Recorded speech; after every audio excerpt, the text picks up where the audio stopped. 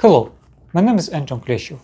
I'm a professional software architect with 15 years of software development experience. Today we're going to be talking about role wave planning. Before we start, please like and subscribe to not miss any future videos. We have a lot of stuff planned about software development planning getting ready to be released to this channel very soon. So stay tuned. Alright, let's get into it. Throughout my career, I have experienced multiple planning approaches in software development companies. A lot of time, there were not concrete frameworks or specifically defined planning processes, but rather an amalgamation of processes that were ultimately necessary to pursue a specific goal. For example, there was a broad understanding that Agile is about completion of a project in a dynamic and flexible manner. It gave us the freedom to change requirements frequently on the fly and focus on clients' needs, but unfortunately it often did not correlate well with constraint on resources. This often resulted in delays and failed deadlines. To fix this problem, a practice needed to be introduced that would have allowed us to do things in a flexible manner while simultaneously providing good predictability for the company, technical project managers, and clients. Today we'll be talking about rolling wave planning as an ultimate technique to provide robust yet highly predictable schedules with Agile. Rolling wave planning is a project management method where the planning is done in waves, basically in multiple levels. Long-term planning is done as a first wave in the beginning of the project, where the vast majority of requirements are not yet clear, and a lot of assumptions and blank spaces are left to put together an estimate. The result of this planning phase is a high-level estimate and schedule. Afterward, short-term planning is performed in follow-up waves. In these waves, the requirements are assumed to get much clearer, and subsequently the estimates and schedule may be defined with better details and precision. Let's take a look at an example.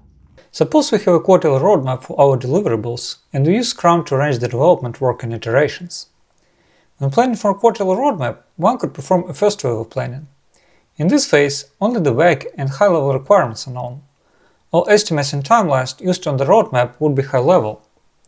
When planning later for Scrum sprints, developers can decompose the deliverables in a lower level.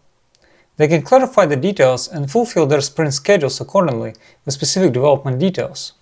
Such an approach saves time during the quarter planning and allows for more room for changes in priorities and feature requirements during the quarter without requiring extra time for deeper planning. Let's talk about some important considerations for rolling wave planning. First is a risk factor. Since the scope and details are very high level on the first wave and are more detailed on later waves, the uncertainty and deviation of the resultant schedule in early phases can be high. Thus, it is very appropriate to account for risk in those phases and use deviation formulas in early phases to make sure that estimates are provided with reasonable room for risk. To learn more on how to do this properly, check out the video on this channel on how to account for risks in estimates. Another important aspect is communication.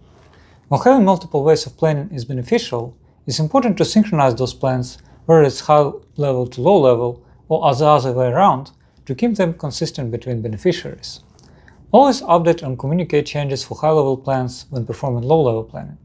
Sometimes changes between the waves can be breaking, so make sure to communicate them clearly when needed by providing a separate email that explains them or just by informing beneficiaries during the next sync meeting. And the last but not least, use tools for automation. Rolling wave planning should simplify life, not complicate it. With manual calculations or drafting emails every time, it can be harder to achieve that result. Using automatic tools such as dplanner allows you to adjust schedules and communicate the changes effectively in a matter of moments, whether it's high-level or low-level planning. I hope you enjoyed this video. If yes, please share it and press the like button. It makes it easier to share the knowledge. If you're interested in learning more about the methodologies that inspired this video, please check out this channel and consider subscribing. You can learn even more on our website, dplanner.io, where we have various resources and a project planning tool you can use. Thank you, and I hope you have a great day.